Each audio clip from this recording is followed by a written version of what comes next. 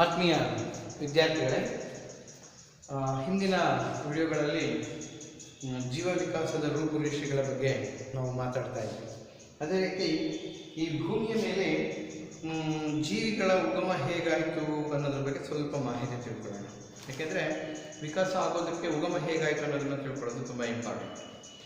ಇಲ್ಲಿ ಇಬ್ಬರು ವಿಜ್ಞಾನಿಗಳು, ಒಪ್ಯಾರಿನ್ ಮತ್ತು ಹಾರ್ಡೈನ್ ಎಂಬ ಇಬ್ಬರು ವಿಜ್ಞಾನಿಗಳು ಒಂದು ಊಹೆಯನ್ನು ಕಲ್ಪಿಸಿಕೊಂಡು ಒಂದು ಪ್ರಯೋಗವನ್ನು ಮಾಡ್ತಾರೆ. ಆ ಪ್ರಯೋಗದಲ್ಲಿ ಅವರು ಸಕ್ಸಸ್ಸು ಕೂಡ ಆಗ್ತಾರೆ. ಮೂಲ ಕಾರಣ ಏನಂದರೆ, ರಾಸಾಯನಿಕ ಸಂಯುಕ್ತಗಳು ಉಂಟಾಗಿ ಆ ರಾಸಾಯನಿಕ ಸಂಯುಕ್ತಗಳಿಂದ ಜೀವಿಗಳ ಬೆಳವಣಿಗೆ ಆಯಿತು ಅಥವಾ ಜೀವಿಗಳ ಉಗಮ ಆಯಿತು. ಅಂದರೆ ವೈರಸ್ನಿಂದ ಹಿಡ್ಕೊಂಡು ವೈರಸ್ಸು, ಬ್ಯಾಕ್ಟೀರಿಯಾಗಳು ಮತ್ತು ಏಕಕೋಶ ಜೀವಿಗಳ ಉಗಮಕ್ಕೆ ಅಥವಾ ಜೀವಿಗಳು ರೂಪುಗೊಳ್ಳೋದಕ್ಕೆ ಕಾರಣೀಕೃತವಾದ ಕೆಲವು ಸಂಯುಕ್ತ ವಸ್ತುಗಳು ಉಂಟಾದಾಗ ಆ ಸಂಯುಕ್ತ ವಸ್ತುಗಳಿಂದ ಅಥವಾ ಸಂಯುಕ್ತ ರಾಸಾಯನಿಕಗಳಿಂದ ಜೀವಿಗಳ ಉಗಮ ಆಯಿತು ಅನ್ನೋದನ್ನು ನಾವು ಹೇಳ್ತೀವಿ. ಸೊ ಇವ್ರ ಪ್ರಕಾರ ಬಹಳ ಹಿಂದೆ ಭೂಮಿ ರೂಪುಗೊಂಡು ಭೂಮಿಯ ಮೇಲೆ ನೀರು ಕೂಡ ರೂಪುಗೊಂಡ ನಂತರ ಭೂಮಿಯ ಮೇಲೆ ಮತ್ತು ನೀರಿನಲ್ಲಿ, ವಾತಾವರಣದಲ್ಲಿ ಮತ್ತು ಮಣ್ಣಿನಲ್ಲಿದ್ದಂತಹ ರಾಸಾಯನಿಕಗಳು ಸಂಯೋಗಗೊಳ್ತಾ ಹೋಗ್ತವೆ. ಮೂಲತಃವಾಗಿ ನಮಗೆಲ್ಲ ಗೊತ್ತಿದೆ, ಇಂಗಾಲ ಬಹಳ ಪ್ರಮುಖ ಪಾತ್ರವನ್ನು ವಹಿಸ್ತದೆ. ಜೀವಿಗಳ ರಚನೆಯಲ್ಲಿ ಇಂಗಾಲ ಪ್ರಮುಖ ಪಾತ್ರವನ್ನು ವಹಿಸ್ತದೆ. ಅದರ ಜೊತೆಗೆ ಆಮ್ಲಜನಕವು ಕೂಡ ಪ್ರಮುಖ ಪಾತ್ರವನ್ನು ವಹಿಸ್ತದೆ, ಜಲಜನಕವು ಕೂಡ ಪ್ರಮುಖ ಪಾತ್ರವನ್ನು ವಹಿಸ್ತದೆ, ಸಾರಜನಕವು ಕೂಡ ಪ್ರಮುಖ ಪಾತ್ರವನ್ನು ವಹಿಸ್ತದೆ. ಇನ್ನು ಗಂಧಕ ಆಗಿರ್ಬೋದು ಅಥವಾ ರಂಜಕ ಆಗಿರ್ಬೋದು, ಹೀಗೆ ಕೆಲವು ಧಾತುಗಳು ಮತ್ತು ಉಂಟಾಗತಕ್ಕಂಥ ಸಂಯುಕ್ತಗಳು ಜೀವಿಗಳ ಉಗಮದಲ್ಲಿ ಪ್ರಮುಖ ಪಾತ್ರವನ್ನು ವಹಿಸ್ತವೆ ಅನ್ನೋದು. ಸೊ ಹೇಗೆ ಅನ್ನೋದನ್ನ ಸ್ವಲ್ಪ ಈ ಕಡೆ ಗಮನ ಹರಿಸಿ. ಈಗ ಸಾಮಾನ್ಯವಾಗಿ ಇಂಗಾಲದಿಂದ ರಚನೆಯಾಗಬೇಕಾಗಿರತಕ್ಕಂಥ ಇಂಗಾಲ, ಆಮ್ಲಜನಕ ಮತ್ತು ಜಲಜನಕದಿಂದ ರಚನೆಯಾಗಬೇಕಾಗಿರತಕ್ಕಂತಹ ಕಾರ್ಬೋಹೈಡ್ರೇಟ್ಗಳು. ಸೊ ಕಾರ್ಬೋಹೈಡ್ರೇಟ್ಗಳು ಇನ್ನು ಇಂಗಾಲ ಮತ್ತು ಜಲಜನಕದಿಂದ ಉಂಟಾಗಿರ್ತಕ್ಕಂತಹ ಹೈಡ್ರೋಕಾರ್ಬನ್ಗಳು, ಅದರಲ್ಲಿ ಎಸ್ಪೆಷಲಿ ಮೀಥೇನ್,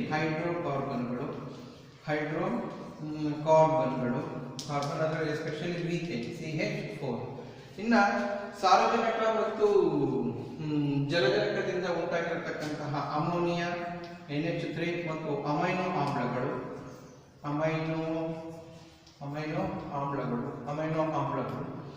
ಸೊ ಹೀಗೆ ರಾಸಾಯನಿಕಗಳು ಸಂಯೋಗದಿಂದ, ಅದಕ್ಕೆ ರಾಸಾಯನಿಕ ಸಂಯೋಗ ಅನ್ನೋದಕ್ಕೆ ಒಂದು ರಾಸಾಯನಿಕ ಕ್ರಿಯೆ ಜರುಗೋದಕ್ಕೆ ಬೇಕಾಗಿರತಕ್ಕಂತಹ ಶಾಖದ ವಾತಾವರಣ ಮತ್ತು ಶಾಖ ಬೆಳಕಿನ ವಾತಾವರಣ ಆಗಿನ ಕಾಲದಲ್ಲಿ ಇತ್ತು. ಭೂಮಿ ರೂಪುಗೊಂಡಾಗ ಇತ್ತು. ಗುಡುಗು ಮತ್ತು ಮಿಂಚು, ಸಿಡಿಲು ಇವುಗಳ ಪ್ರಮಾಣ ಜಾಸ್ತಿ ಇದ್ದಾಗ ಅಂತಹ ಒಂದು ಶಕ್ತಿಯನ್ನು ಬಳಸಿಕೊಂಡು ರಾಸಾಯನಿಕ ಸಂಯುಕ್ತಗಳು ರೂಪುಗೊಳ್ಳೋದಕ್ಕೆ ಕಾರಣ ಆಯಿತು. ಅಂದರೆ ಇಂಗಾಲದ ಡೈಆಕ್ಸೈಡ್ ಆಗಿರ್ಬೋದು, C6H12O6 ಗ್ಲೂಕೋಸ್ನ ರಚನೆ ಆಗಿರ್ಬೋದು, ಅಥವಾ ಅಮೋನಿಯಾ ಮತ್ತು ಅಮೋನಿಯಾ NH3CO ಅಮೈನೋ ಆಮ್ಲಗಳಾಗಿರ್ಬೋದು. ಅರ್ಥ ಆಯ್ತಾ? ಹೀಗೆ ನಾನಾ ರೀತಿಯಾದಂತಹ ಸಂಯುಕ್ತಗಳು ನೀರಿನಲ್ಲಿ ಉಂಟಾದಾಗ ಯಾಕೆಂದರೆ ನೀರು ಒಂದು ಮಾಧ್ಯಮ, ಆ ನೀರಿನ ಮಾಧ್ಯಮದ ಸಹಾಯದಿಂದ ರಾಸಾಯನಿಕಗಳು ಉಂಟಾದಾಗ ಆ ರಾಸಾಯನಿಕಗಳು ಸೌರಶಕ್ತಿಯನ್ನು ಬಳಸಿಕೊಂಡು ಗುಡುಗು ಮತ್ತು ಮಿಂಚುಗಳ ಒಂದು ಶಕ್ತಿಯನ್ನು ಬಳಸಿಕೊಂಡು ರಾಸಾಯನಿಕ ಸಂಯುಕ್ತಗಳು ಹೇಗೆ ರೂಪುಗೊಂಡವೋ ಆ ರಾಸಾಯನಿಕ ಸಂಯುಕ್ತಗಳ ಸಹಾಯದಿಂದ ಪ್ರೋಟೀನುಗಳ ಸಹಾಯದಿಂದ ವೈರಸ್ಗಳ ರಚನೆ, ದೆನ್ ಪ್ರೋಟೀನು, ಕಾರ್ಬೋಹೈಡ್ರೇಟು, ಅಮೈನೋ ಆಮ್ಲಗಳಿಂದ ಒಂದು ಬ್ಯಾಕ್ಟೀರಿಯಾಗಳ ಒಂದು ಕೋಶೀಯ ಸ್ವರೂಪ ಆಗಿರಬಹುದು, ಆಮೇಲೆ ಜೀವಕೋಶೀಯ ಸ್ವರೂಪ. ಅಂದರೆ ಇಲ್ಲಿ ಏನಾಗ್ತದೆ ಅಂದರೆ, ಒಂದನ್ನ ಪ್ರೋಕ್ಯಾರಿಯೋಟಗಳು ಅಂತ ಕರಿತೀವಿ, ಇನ್ನೊಂದು ಜೀವಿಗಳನ್ನ ಯೂಕ್ಯಾರಿಯೋಟಗಳು ಅಂತ ಕರಿತೀವಿ. ಸೊ ಪ್ರೋಕ್ಯಾರಿಯೋಟ ಮತ್ತು ಯೂಕ್ಯಾರಿಯೋಟಗಳ ಪ್ರೋಕ್ಯಾರಿಯೋಟ ಮತ್ತು ಯೂಕ್ಯಾರಿಯೋಟ ಜೀವಿಗಳು ರಚನೆ ಆಗೋದಕ್ಕೆ ಕಾರಣ ಆಯಿತು ಅಥವಾ ಒಪ್ಯಾರಿನ್ ಮತ್ತು ಹಾರ್ಡೈನ್ ಅವರು ಒಂದು ಪ್ರಯೋಗವನ್ನು ಮಾಡ್ತಾರೆ. ಆ ಪ್ರಯೋಗದಲ್ಲಿ ಅವರು ಸಕ್ಸಸ್ ಕೂಡ ಆಗ್ತಾರೆ. ಅಂದರೆ ಸಂಯುಕ್ತಗಳು ಉಂಟಾಗೋದು, ಇಂಗಾಲದ ಡೈಆಕ್ಸೈಡ್ ಉಂಟಾಗಬಹುದು ಅಥವಾ ಮೀಥೇನ್ ಉಂಟಾಗಬಹುದು, ಗ್ಲೂಕೋಸ್ ಉಂಟಾಗುವಂಥದ್ದು, ಅಮೈನೋ ಆಮ್ಲಗಳು ಉಂಟಾಗತಕ್ಕಂತಹ ಈ ರೀತಿ ಅಂದರೆ ಜೀವಿಯ ಸ್ವರೂಪವನ್ನು ಕೊಡತಕ್ಕಂತಹ ರಾಸಾಯನಿಕ ಸಂಯುಕ್ತಗಳು ಒಪ್ಯಾರಿನ್ ಮತ್ತು ಹಾರ್ಡೈನ್ ಮಾಡಿರ್ತಕ್ಕಂಥ ಪ್ರಯೋಗದಲ್ಲಿ ಸಕ್ಸಸ್ ಆಗ್ತಾರೆ. ಆ ಒಂದು ಕಾರಣದಿಂದ ನಾವು ನೇರವಾಗಿ ಏನು ಹೇಳ್ಬಹುದು ಅಂದರೆ, ಸೊ ಒಪ್ಯಾರಿನ್ ಮತ್ತು ಹಾಲ್ಡೇನ್ ರವರ ಪ್ರಕಾರ ಜೀವಿಗಳ ಉಗಮಕ್ಕೆ ಕಾರಣವಾಗಿರತಕ್ಕಂತಹ ಸಂಯುಕ್ತಗಳೇನಿದೆ ಆ ಸಂಯುಕ್ತಗಳು ಕಾರಣ ಆಗ್ತದೆ ಅನ್ನೋ ಒಂದು ಇದ್ರ ಮೇಲೆ ಜೀವಿಗಳು ರೂಪುಗೊಂಡವು ಅಂತ ನಾವೇನ್ ಮಾಡ್ತೀವಿ, ಒಪ್ಕೊಳ್ತೀವಿ. ಮತ್ತು ಅದು ಸತ್ಯನೂ ಕೂಡ. ಯಾಕೆಂದ್ರೆ ಜೀವಿಯ ರಚನೆ ಆಗಬೇಕಾದ್ರೆ ಆ ರಚನೆಯಲ್ಲಿ ಸಂಪೂರ್ಣವಾಗಿ ಎಲ್ಲದೂ ಕೂಡ ರಾಸಾಯನಿಕ ಸಂಯುಕ್ತಗಳು, ಒಂದು ಜೀವಕೋಶ ಆಗಿರ್ಬೋದು, ಜೀವಕೋಶದ ಒಂದು ಭಾಗಗಳಾಗಿರ್ಬೋದು ಅಥವಾ ಜೀವಕೋಶದ ಕಣದಣಿಗಳಾಗಿರ್ಬೋದು, ಇವೆಲ್ಲವನ್ನು ನಾವು ಗಮನಿಸಿದಾಗ ಎಲ್ಲವೂ ಕೂಡ ರಾಸಾಯನಿಕಗಳಿಂದನೇ ರಚನೆ ಆಗಿರೋದು. ಹಾಗಾಗಿ ಒಪ್ಯಾರಿನ್ ಮತ್ತು ಹಾಲ್ಡೇನ್ ರವರು ಏನು ರಾಸಾಯನಿಕ ಕ್ರಿಯೆಗಳನ್ನ ಜರುಗಿಸಿ ಜೀವಿಗಳು ಉತ್ಪತ್ತಿಯಾಗೋದಕ್ಕೆ ಕಾರಣ ಅಂತ ನಾವೇನು ಹೇಳ್ತೀವಲ್ಲ, ಅವರ ಪ್ರಕಾರ ಈ ಜೀವಿಗಳು ರೂಪುಗೊಳ್ಳೋದಕ್ಕೆ ರಾಸಾಯನಿಕ ಸಂಯುಕ್ತಗಳೇ ಕಾರಣ. ಅದನ್ನು ನಾವು ಒಪ್ಪಿಕೊಂಡು ಸಮುದ್ರದಲ್ಲಿ ಸೂರ್ಯನ ಬೆಳಕು, ಸೂರ್ಯನ ಶಾಖ, ಸೌರಶಕ್ತಿ ಜೊತೆಗೆ ಸಮುದ್ರದಲ್ಲಿರತಕ್ಕಂತಹ ಅಥವಾ ನೀರಿನ ಮಾಧ್ಯಮ, ಬರೀ ಸಮುದ್ರ ಅಂತ ನಾವು ತೆಗೆದುಕೊಳ್ಳೋದು ಬೇಡ, ನೀರು ನಿಂತಿರತಕ್ಕಂತಹ ಪ್ರದೇಶಗಳು ಯಾವುದೇ ಆಗಿರಲಿ, ಜಲ ಪ್ರದೇಶಗಳು, ಆವೃತವಾದಂತಹ ಪ್ರದೇಶಗಳು ಯಾವುದೇ ಆಗಿರಲಿ, ಅಲ್ಲಿ ರಾಸಾಯನಿಕ ಕ್ರಿಯೆಗಳು ಜರುಗಿದಾಗ ಆ ರಾಸಾಯನಿಕ ಕ್ರಿಯೆಗಳ ಪ್ರಭಾವದಿಂದ ವೈರಸ್ಗಳ ಉಗಮ, ಬ್ಯಾಕ್ಟೀರಿಯಾಗಳ ರಚನೆ, ಅದ್ರ ಜೊತೆಗೆ ಏಕಕೋಶ ಜೀವಿಗಳ, ಅಂದರೆ ಗೊತ್ತಾಯ್ತು, ಒಂದು ನಮಗೆ ಗೊತ್ತಿದೆ ವಿಕಾಸ ಅಂದಾಗ ಪ್ರಥಮ ಬಾರಿಗೆ ವೈರಸ್ಗಳನ್ನು ನಾವು ಜೀವಿಗಳ ಗುಂಪಿಗೆ ಸೇರಿಸೋದಿಲ್ಲ, ಅವುಗಳನ್ನು ನಿರ್ಜೀವಿಗಳು ಹೌದು ಮತ್ತು ಜೀವಿಗಳು ಹೌದು ಅಂತ ಕರಿತೀವಿ. ಜೊತೆಗೆ ಜೀವಿ ಮತ್ತು ನಿರ್ಜೀವಿಗಳ ಕೊಂಡಿ ಅಂತ ಕರಿತೀವಿ. ಯಾಕೆಂದರೆ ಜೀವಿಗಳ ದೇಹದ ಒಳಗಡೆ ಇದ್ದಾಗ ಅವು ಜೀವಿಗಳ ವರ್ತನೆಯನ್ನು ತೋರ್ತವೆ, ಅದೇ ಜೀವಿಗಳ ಹೊರಭಾಗ ಇದ್ದಾಗ ಅವು ನಿರ್ಜೀವಿಗಳಂತೆ ವರ್ತಿಸುತ್ತವೆ. ನಂತರ ವಿಕಾಸದಲ್ಲಿ ರಾಸಾಯನಿಕ ಬದಲಾವಣೆಗಳಿಂದ ಒಂದು ಕೋಶೀಯ ರೂಪುರೇಷೆಯನ್ನು ಪಡೆದುಕೊಂಡಂತಹ ಬ್ಯಾಕ್ಟೀರಿಯಾಗಳು ಪ್ರೋಕ್ಯಾರಿಯೋಟಗಳು ಅಂತ ಕರಿತೀವಿ. ಯಾಕೆ ಪ್ರೋಕ್ಯಾರಿಯೋಟಗಳು ಅಂತ ಕರಿತೀವಿ ಅಂದರೆ ಅವುಗಳಲ್ಲಿ ಏನಾಗಿರ್ತದೆ, ಒಂದು ಕೋಶ ಹೊರೆ ಇದ್ರೂ ಕೂಡ ನ್ಯೂಕ್ಲಿಯರ್ ಹೊರೆಯಿಂದ ಆವೃತ ಆಗಿರೋದಿಲ್ಲ. ಆರಂಭಿಕ ಕೋಶ ಅಂತ ಕರಿತೀವಿ, ಆರಂಭಿಕ ಕೋಶ ಅಂತ ಕರಿತೀವಿ. ಸೊ ಹೀಗೆ ಅವುಗಳನ್ನು ನಾವು ಪ್ರೋಕ್ಯಾರಿಯೋಟ ಅಂತಗಳು ಕರೆದಿದ್ದವ. ಇನ್ನು ಅವುಗಳ ವಿಕಾಸದಿಂದ ನಾವು ಯೂಕ್ಯಾರಿಯೋಟಗಳ ಉಗಮ ಆಯಿತು. ಅಲ್ಲಿ ನ್ಯೂಕ್ಲಿಯರ್ ಹೊರೆಯಿಂದ ಆವೃತವಾಗಿರ್ತದೆ ಅನ್ನೋದು ನಮ್ಮ ಗಮನಕ್ಕೆ ಬಂತು. ಸೊ ಹಾಗಾಗಿ ಒಪ್ಯಾರಿನ್ ಮತ್ತು ಹಾಲ್ಡೇನ್ ರವರ ಒಂದು ಪ್ರಯೋಗದ ಮೂಲಕ ಜೀವಿಗಳ ಉಗಮ ಭೂಮಿಯ ಮಾಧ್ಯಮದಲ್ಲಿ ಜೊತೆಗೆ ನೀರಿನ ಮಾಧ್ಯಮದಲ್ಲಿ ಸೌರಶಕ್ತಿಯನ್ನು ಬಳಸಿಕೊಂಡು, ನೀರನ್ನು ಬಳಸಿಕೊಂಡು, ರಾಸಾಯನಿಕಗಳ ಸಹಾಯದಿಂದ ಜೀವಿಗಳ ಉಗಮ ಆಯಿತು ಅಂತ ನಾವು ಹೇಳ್ತೀವಿ. ಅರ್ಥ ಆಯ್ತಾ ಮಕ್ಕಳ? ಸೊ ಅದು ಒಂದು ರೀತಿಯಾದಂತಹ ಜೀವಿಗಳು ಹೇಗೆ ಭೂಮಿಗೆ ಬಂದವು ಅನ್ನೋದು ಒಂದು. ಇನ್ನು ಜೀವ ವಿಕಾಸಕ್ಕೆ ಬಂದಾಗ, ಜೀವ ವಿಕಾಸದಲ್ಲಿ ನಾವು ವಿಕಾಸ ಹೇಗಾಯಿತು ಅನ್ನೋದನ್ನ ನೋಡಿದಾಗ ಮೊದಲನೇ ಪಾಯಿಂಟ್ ನಾವು ಅಬ್ಸರ್ವ್ ಮಾಡಬೇಕಾಗಿರೋದು ಜೀವಿಗಳ ನಡುವೆ ಇರತಕ್ಕಂತಹ ಸಾಮ್ಯತೆಗಳು. ಸಾಮ್ಯತೆ ಅಂದ್ರೆ ಏನು? ನಾವು ಹೋಲಿಕೆ ಅಂತ ಕರಿತೀವಿ. ಹೋಲಿಕೆಗಳನ್ನು ನೋಡಿದಾಗ ನಾವು ಈ ಜೀವಿಯಿಂದ ಹೀಗೆ ವಿಕಾಸ ಆಗಿರಬಹುದೇನೋ ಅಂತ ನಾವು ಹೇಳೋದಕ್ಕೆ ಸಾಧ್ಯ. ಈಗ ಉದಾಹರಣೆ, ನೀವು ಬೆಕ್ಕನ್ನು ನೋಡಿ, ಚಿರತೆಯನ್ನು ನೋಡಿ, ಬೆಕ್ಕು, ಚಿರತೆ, ಹುಲಿಯನ್ನು ನೋಡಿದಾಗ ಬೆಕ್ಕು, ಚಿರತೆ, ಹುಲಿ ಎಲ್ಲದರಲ್ಲೂ ಚೀತಾ ಅಂತ ಕೂಡ ಕರಿತೀವಲ್ಲ, ನೋಡಿ ಒಂದೇ ಸಾಮ್ಯತೆ ಇದೆ. ಗಾತ್ರದಲ್ಲಿ ಏರುಪೇರಾಗಿರ್ಬೋದು, ಅದರಲ್ಲಿ ಆಮೇಲೆ ಬಣ್ಣದಲ್ಲಿ ಇರ್ಬೋದು, ಆದರೆ ರಚನೆಯನ್ನು ಗಮನಿಸಿದಾಗ ಬೆಕ್ಕು ಚಿಕ್ಕ ಗಾತ್ರದಲ್ಲಿರ್ತದೆ, ಚಿರತೆ ಅದಕ್ಕಿಂತ ಸ್ವಲ್ಪ ಎತ್ತರದಲ್ಲಿರ್ತದೆ, ಹುಲಿ ಅದಕ್ಕಿಂತಲೂ ಬಹಳ ಎತ್ತರವಾಗಿರ್ತದೆ. ಹೋಲಿಕೆ ಮಾತ್ರ ಒಂದೇ ರೀತಿ ಬರ್ತದೆ. ಅಂಗಾಂಗಗಳ ರಚನೆ ಮತ್ತು ಅವುಗಳು ಬೇಟೆಯಾಡುವ ಕಾರ್ಯ ವೈಖರಿಯನ್ನು ನೋಡಿದಾಗ, ಒಂದು ರಚನೆಯ ಒಂದು ಆಧಾರವನ್ನು ನಾವು ತೆಗೆದುಕೊಂಡಾಗ ಸಾಮ್ಯತೆಗಳಿದೆ.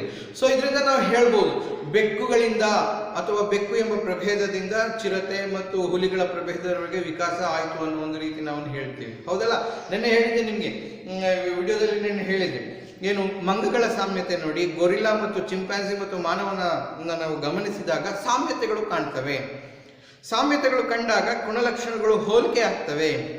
ಆದರೆ ಪ್ರಭೇದಗಳು ಬೇರೆ ಬೇರೆ ಆಗಿದೆ ಅಂದಾಗ ಆ ಹೋಲಿಕೆಯನ್ನು ನೋಡಿ ನಾವು ಮಂಗನಿಂದ ಮಾನವ ಎಂದು ಒಂದು ಹೇಳ್ತೀವಿ. ಮಂಗನಿಂದ ಮನುಷ್ಯ ಅಥವಾ ಮಾನವ ವಿಕಾಸ ಹೊಂದಿದ ಅಂತ ನಾವು ಹೇಳ್ತೀವಿ. ಹೀಗೆ ಜೀವಿಗಳ ನಡುವೆ ಸಾಮ್ಯತೆಗಳನ್ನು ನಾವು ಕಂಡುಕೊಂಡು ನಾವು ಜೀವ ವಿಕಾಸ ಆಯಿತು ಅಂತ ನಾವು ಹೇಳ್ತೀವಿ ಮತ್ತು ಜೀವಿಗಳನ್ನ ವರ್ಗೀಕರಿಸ್ತೇವೆ.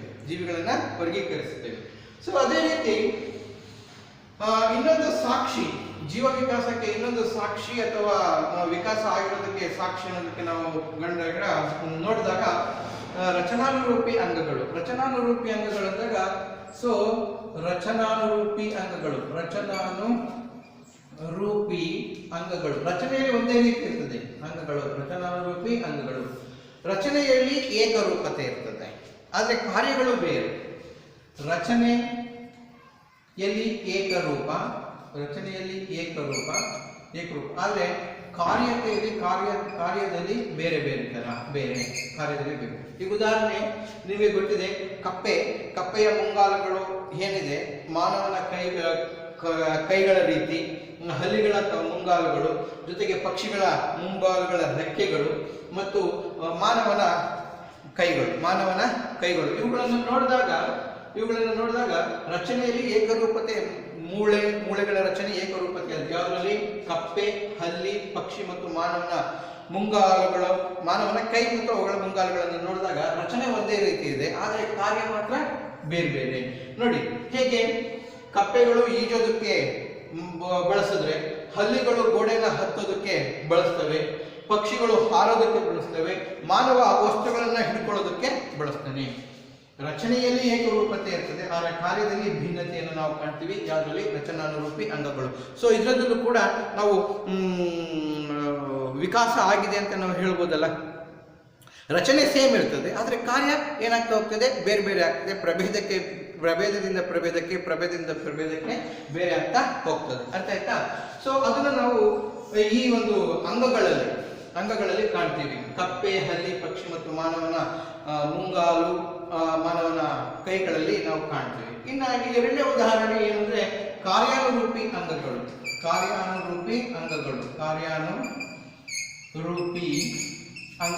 ಸೊ ಕಾರ್ಯಾನುರೂಪಿ ಅಂಗಗಳಲ್ಲಿ ಏನಿದೆ? ವ್ಯತ್ಯಾಸ ಏನು?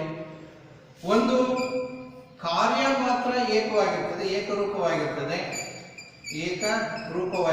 ಕಾರ್ಯ ಮಾತ್ರ ಏಕರೂಪವಾಗಿರ್ತದೆ. ಆದರೆ ರಚನೆ ಏನಿದೆಯಲ್ಲ, ರಚನೆ ಮಾತ್ರ ಬೇರೆಯಾಗಿರ್ತದೆ.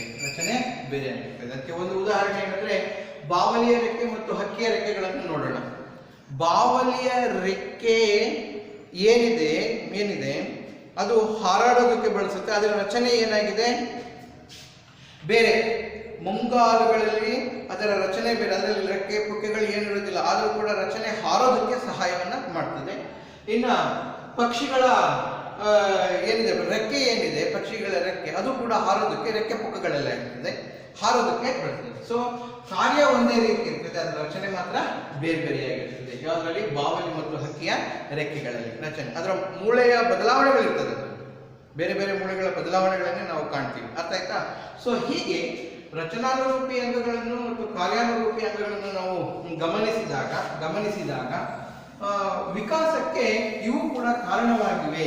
ಅಂಗಗಳು ಕೂಡ ವಿಕಾಸಕ್ಕೆ ಕಾರಣವಾಗಿದೆ. ಕಾರಣವೇನೆಂದರೆ ಪರಿಸರಕ್ಕೆ ತಕ್ಕಂತೆ, ಪರಿಸರದ ಬದಲಾವಣೆಗಳಿಗೆ ತಕ್ಕಂತೆ ಅಂಗಗಳ ಕಾರ್ಯ ಮತ್ತು ರಚನೆ ಏನಾಗ್ತಾ ಹೋಗ್ತದೆ? ಅಭಿವೃದ್ಧಿ ಆಗ್ತಾ ಹೋಗ್ತದೆ, ಪ್ರಗತಿ ಆಗ್ತಾ ಹೋಗ್ತದೆ. ಅದು ಕೂಡ ಜೀವಿಗಳ ವಿಕಾಸಕ್ಕೆ ಕಾರಣ ಆಗಿದೆ ಅನ್ನೋದನ್ನು ನಾವು ಇಲ್ಲಿ ಕಾಣ್ತೇವೆ.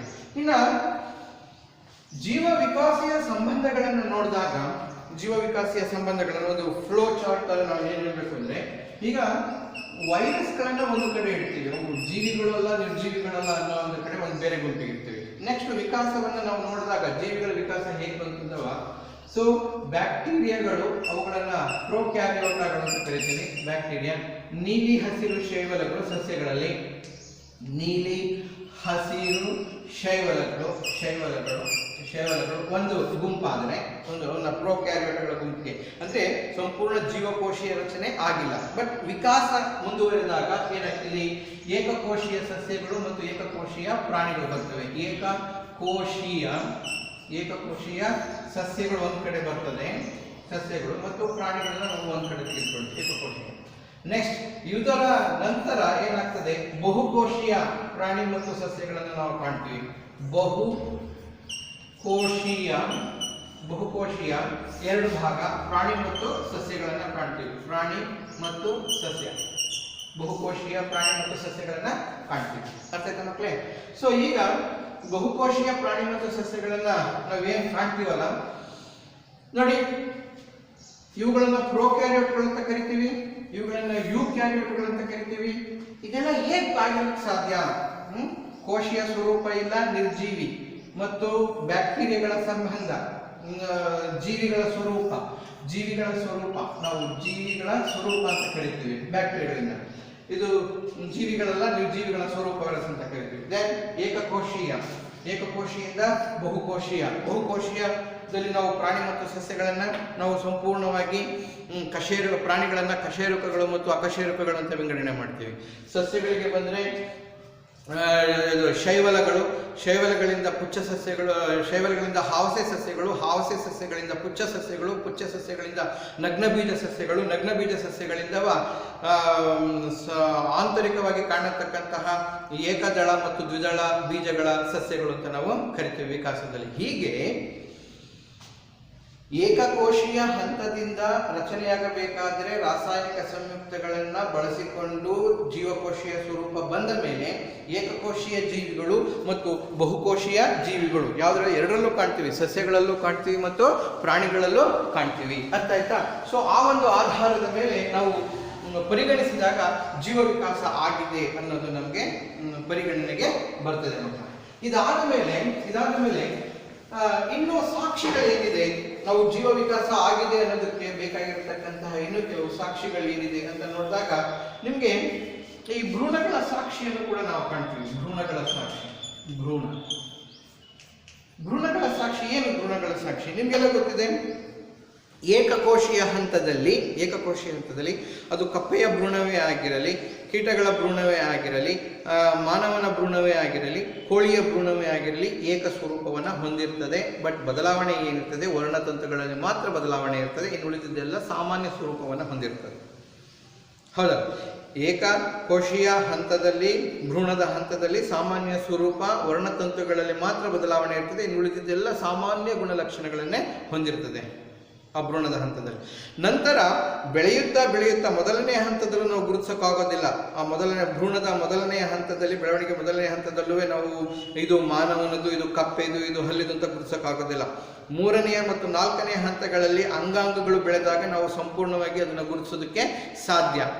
ಹೀಗೆ ನೋಡಿಕೊಂಡಾಗ ಕೋಶೀಯ ಸ್ವರೂಪದಿಂದಲೂ ಕೂಡ ಜೀವಿಗಳ ವಿಕಾಸ ಆಗಿದೆ ಅನ್ನೋದನ್ನ ನಾವು ಮನಗಣಬೇಕಾಗ್ತದೆ ಅಥವಾ ಪರಿಗಣನೆಗೆ ತೆಗೆದುಕೊಳ್ಬೇಕಾಗ್ತದೆ. ಸೊ ಭ್ರೂಣದ ಬೆಳವಣಿಗೆಯ ಹಂತಗಳನ್ನು ನಾವು ನೋಡಿದಾಗ, ಇನ್ನು ಪಳೆಯುಳಿಕೆಗಳು ಬಂದಾಗ ನಿಮಗೆ ಗೊತ್ತಿದೆ ಪಳೆಯುಳಿಕೆ ಹೇಗೆ ಉಂಟಾಗ್ತದೆ ಅಂತ. ಸೊ ಪಳೆಯುಳಿಕೆಗಳು ತುಂಬಾ ಸಾವಿರಾರು ವರ್ಷಗಳ ಹಿಂದೆ ಕೆಲವು ಸಂದರ್ಭದಲ್ಲಿ ಏನಾಗಿರ್ತದೆ, ಬೃಹತ್ ಪ್ರಾಣಿಗಳು ಭೂಮಿಯ ತೊಗಟೆಯಲ್ಲಿ ಹೂತು ಹೋಗಿದ್ದಾಗ ಅವುಗಳ ಮೂಳೆಗಳು ಹಾಗೆ ಇರ್ತವೆ.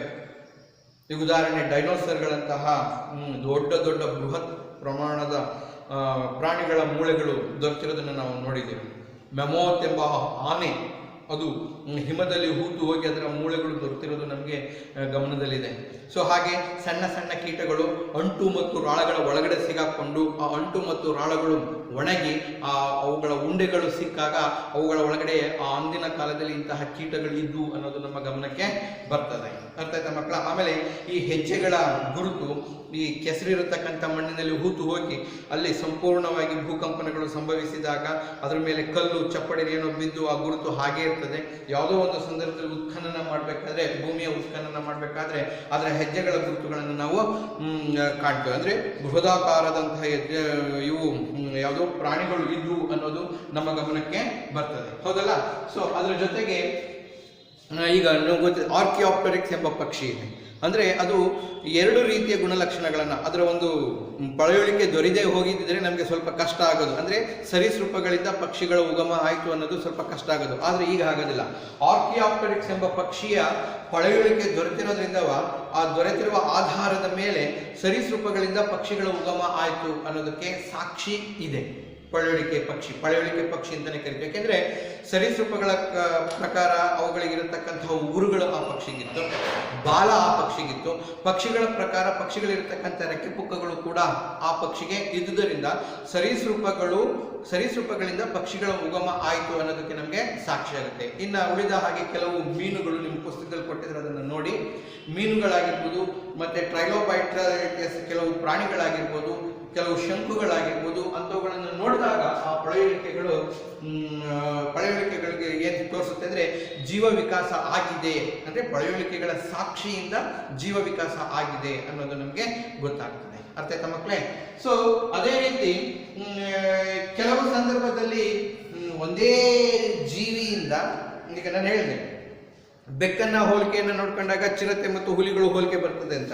ಅದೇ ರೀತಿ ನಾವು ಸಸ್ಯಗಳನ್ನು ನಾವು ನೋಡಿದಾಗ ಸಸ್ಯಗಳ ಹೋಲಿಕೆಯನ್ನು ನೋಡಿದಾಗ ಇಲ್ಲಿ ಒಂದು ಉದಾಹರಣೆಯನ್ನು ಕೊಟ್ಟಿದ್ದಾರೆ. ಕಾಡು ಎಲೆಕೋಸು ಪುಸ್ತಕದಲ್ಲಿದೆ ಮಕ್ಕಳು, ಅದನ್ನು ನೋಡಿ. ಕಾಡು ಎಲೆಕೋಸು ಇದೆಯಲ್ಲ, ಆ ಕಾಡು ಎಲೆಕೋಸಿನಿಂದ ಪರಿಸರದ ಬದಲಾವಣೆ, ವರ್ಣತಂತುಗಳಲ್ಲಾಗುವ ಬದಲಾವಣೆ ಮತ್ತು ಗುಣಲಕ್ಷಣ ಜೀನ್ಗಳಲ್ಲಾಗುವ ಬದಲಾವಣೆಗಳಿಂದ ನಮಗೆ ಇವತ್ತು ನಾವು ಕಣ್ಣಿಂದ ನೋಡಬೇಕಾಗಿರತಕ್ಕಂತಹದ್ದು ಕಾಡು ಎಲೆಕೋಸಿಂದ ನಾವು ಇವತ್ತು ಗೆಡ್ಡೆ ಎಲೆಕೋಸನ್ನ ವಿಕಾಸ ಆಗಿರೋದನ್ನ ನೋಡಿದ್ದೀವಿ. ಕೇಲ್ ಎಂಬ ರಚನೆ ಇರತಕ್ಕಂಥ ಸಸ್ಯದ ರಚನೆಯನ್ನು ನಾವು ಕಾಣ್ತೀವಿ. ಕೆಂಪು ಕೋಸು ಬಂದಿರೋದನ್ನ ಕಾಣ್ತೀವಿ, ಎಲೆಕೋಸು ಬಂದಿರೋದನ್ನ ಕಾಣ್ತೀವಿ. ಬ್ರಾಕೋಲಿ ಎಂಬ ಕೋಸಿದೆ, ಅದರ ಜೊತೆಗೆ ಹೂಕೋಸು ನೋಡಿ. ಮೂಲತಃ ಒಂದೇ ಕಾಡು ಎಲೆಕೋಸು ಅಂತವ. ಅದರಿಂದ ವರ್ಣತಂತುಗಳಲ್ಲಾಗುವ ಬದಲಾವಣೆ ಮತ್ತು ವಾತಾವರಣದಲ್ಲಿ ಪರಿಸರದಲ್ಲಾಗುವ ಬದಲಾವಣೆಗಳಿಂದ ವಿಭಿನ್ನತೆಯನ್ನು ಪಡೆದುಕೊಂಡು ನಾವು ಇಷ್ಟು ತರದಂತಹ ಕೋಸುಗಳನ್ನು ನಾವು ಇವತ್ತು ನಮ್ಮ ಕಣ್ಣಿಂದ ನೋಡೋದಕ್ಕೆ ಸಾಧ್ಯ ಇದೆ. ಅಂದ್ರೆ ಗೆಡ್ಡೆ ಕೋಸು, ಕೇಲ್ ಎಂಬುದು ಒಂದು ಎಲೆಗಳ ಸಹಿತ ಇರತಕ್ಕಂತಹ ಒಂದು ಕೋಸು, ಕೆಂಪು ಕೋಸು, ಎಲೆಕೋಸು, ಬ್ರಾಕೋಲಿ ಎಂಬ ಇನ್ನೊಂದು ಕೋಸು ಮತ್ತು ಹೂಕೋಸು. ಈ ರೀತಿ ವಿಕಾಸವನ್ನ ನೋಡಿದಾಗ ವರ್ಣತಂತುಗಳ ಜೊತೆಗೆ ಅದರ ಜೊತೆಗೆ ಪರಿಸರದಲ್ಲಾಗುವ ಬದಲಾವಣೆಗಳ ಜೊತೆಗೆ ನಾವು ವೈವಿಧ್ಯಮಯವಾದ ಬೇರೆ ಬೇರೆ ಪ್ರಭೇದದ ಜೀವಿಗಳು ವಿಕಾಸ ಆಗುವುದನ್ನ ಮತ್ತು ಉಗಮವಾಗುವುದನ್ನು ನಾವು ಕಾಣ್ತೀವಿ.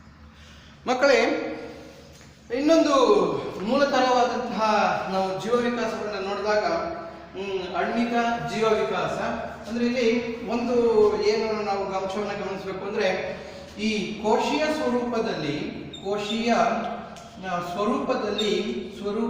ಆಗತಕ್ಕಂತಹ ಬದಲಾವಣೆ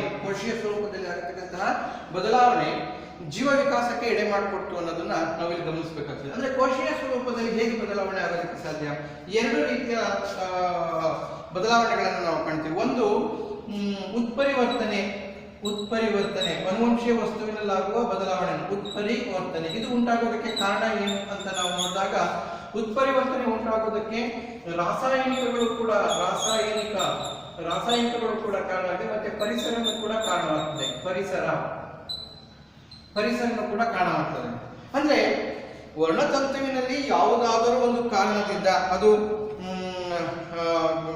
ಸೂರ್ಯನಿಂದ ಬರತಕ್ಕಂಥ ಕಿರಣಗಳಾಗಿರ್ಬೋದು, ಅಂದ್ರೆ ಅಲ್ಟ್ರಾವೈಲೆಟ್ ರೇಡಿಯೇಷನ್, UV ರೇಸ್ ಅಂತ ಏನ್ ಕರಿತೀವಲ್ಲ, ನೇರಳಾತೀತ ಕಿರಣಗಳಿಂದ ಎಲ್ಲೋ ಒಂದ್ ಕಡೆ ಬದಲಾವಣೆ ಬಂದಿರಬಹುದು ಯಾವುದರಲ್ಲಿ, ವರ್ಣತಂತುಗಳಲ್ಲಿ. ಅಥವಾ ಜೀವಿಯು ಇರತಕ್ಕಂತಹ ಮಾಧ್ಯಮದಲ್ಲಿ ಉಂಟಾಗಿರತಕ್ಕಂತಹ ರಾಸಾಯನಿಕಗಳು ಆ ಒಂದು ವರ್ಣತಂತುವಿನ ರಾಸಾಯನಿಕ ರಚನೆಯನ್ನ ಬ್ಲೂ ಪ್ರಿಂಟ್ ಅಂತ ಏನ್ ಕರಿತೀವಿ ಅದರಲ್ಲಿ ಏನೋ ಒಂದು ಸ್ವಲ್ಪ ಮಾರ್ಪಾಡನ್ನ ಮಾಡಿರಬಹುದು. ಆ ರೀತಿಯಾಗಿರತಕ್ಕಂತಹ ಬದಲಾವಣೆಯಿಂದ, ಉತ್ಪರಿವರ್ತನೆಯಿಂದ ನಾವಿಲ್ಲಿ ಕೋಶೀಯ ಸ್ವರೂಪ ಬದಲಾಗಿರೋದನ್ನ ಕಾಣ್ತೀವಿ. ಅದ್ರ ಜೊತೆಗೆ ಕೋಶೀಯ ಸ್ವರೂಪದ ಜೊತೆಗೆ ಇನ್ನೊಂದಂದ್ರೆ ಪರಿಸರದ ಏಳು ಬೀಳುಗಳು, ಪರಿಸರದ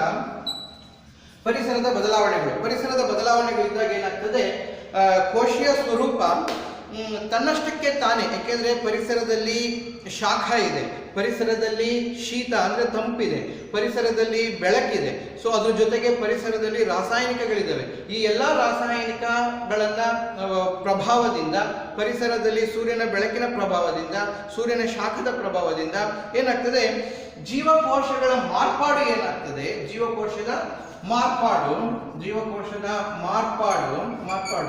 ವರ್ಣತಂತುಗಳಲ್ಲಿ ಬದಲಾವಣೆಯನ್ನು ತರುತ್ತೆ. ಇದು ಬೇಗ ಆಗತಕ್ಕಂತಹ, ಸಡನ್ ಆಗಿ ಆಗತಕ್ಕಂಥ ಕ್ರಿಯೆ ಅಲ್ಲ. ಇದು ಸುಮಾರು ಸಾವಿರಾರು ವರ್ಷಗಟ್ಟಲೆ, ಸುಮಾರು 10,000, 20,000, 30,000 ವರ್ಷಗಟ್ಟಲೆ ನಡೆಯತಕ್ಕಂತಹ ಬದಲಾವಣೆಯಿಂದ ವರ್ಣತಂತುವಿನಲ್ಲಿ ನಾವು ಬದಲಾವಣೆಯನ್ನ ಕಾಣ್ತೀವಿ. ಈ ರೀತಿ ಉಂಟಾಗತಕ್ಕಂಥ ಬದಲಾವಣೆಯಿಂದ, ವರ್ಣತಂತುಗಳ ಸಂಖ್ಯೆಯಲ್ಲಿ ಉಂಟಾಗತಕ್ಕಂಥ ಬದಲಾವಣೆಯಿಂದ ಜೀವಿಗಳ ಸ್ವರೂಪ ಆಗೋದ್ರಿಂದ ಏನಾಗ್ತದೆ, ಇಲ್ಲಿ ಆಣ್ವಿಕ ಜೀವ ವಿಕಾಸವನ್ನು ನಾವು ಕಾಣೋದಕ್ಕೆ ಸಾಧ್ಯವಾಗ್ತದೆ. ಈ ಆಣ್ವಿಕ ಜೀವ ವಿಕಾಸದ ಸಹಾಯದಿಂದ ಏನಾಗ್ತದೆ, ವಿಶಿಷ್ಟ ರೀತಿಯ ಸ್ವಲ್ಪ ಬದಲಾವಣೆ ಇರತಕ್ಕಂತಹ ಹೊಸ ಪ್ರಭೇದಗಳು ರೂಪುಗೊಳ್ಳೋದಕ್ಕೆ ಕಾರಣ ಆಗ್ತದೆ ಮಕ್ಕಳ. ಸೊ ಹಾಗಾಗಿ ಜೀವ ವಿಕಾಸ ಎಂಬುದು ಬರೀ ಒಂದೇ ಸ್ವರೂಪದಿಂದ ಆಗಿರತಕ್ಕಂತಹ ಬದಲಾವಣೆ ಇಲ್ಲ, ಪರಿಸರದ ಎಲ್ಲ ಅಂಶಗಳನ್ನು ಪರಿಗಣನೆಗೆ ತೆಗೆದುಕೊಂಡು, ಜೊತೆಗೆ DNA-ನಲ್ಲಾಗತಕ್ಕಂತಹ ಬದಲಾವಣೆಯನ್ನು ಪರಿಗಣನೆಗೆ ತೆಗೆದುಕೊಂಡು, ಆಮೇಲೆ ಇದು ಸಡನ್ ಆಗಿ ಆಗೋದಲ್ಲ, ಹೆಚ್ಚು ಸಮಯವನ್ನು ತೆಗೆದುಕೊಂಡು ದೀರ್ಘ ಕಾಲದಲ್ಲಿ ಜೀವಿಯ ದೇಹದ ಅಂಗಾಂಗಗಳಲ್ಲಿ ಆಗತಕ್ಕಂಥ ಬದಲಾವಣೆಯಿಂದ ನಾವು ಜೀವ ವಿಕಾಸ ಆಗುತ್ತೆ ಅಂತ ನಾವು ಹೇಳ್ತೀವಿ ಮಕ್ಕಳ. ಸೊ ಈ ಮುಂದಿನ ತರಗತಿಯಲ್ಲಿ ಜೀವ ವಿಕಾಸದ ಇನ್ನೂ ಕೆಲವು ಅಂಶಗಳನ್ನು, ಮಾನವನ ವಿಕಾಸ ಮತ್ತು ಜೀವಿಗಳ ವಿಕಾಸ ಹೇಗಾಯಿತು ಅಂತ ಮುಂದಿನ ವಿಡಿಯೋದಲ್ಲಿ ನಾವು ತಿಳ್ಕೊಳ್ಳೋಣ. ಅಲ್ಲಿವರೆಗೂ ಧನ್ಯವಾದಗಳು ಮಕ್ಕಳೇ.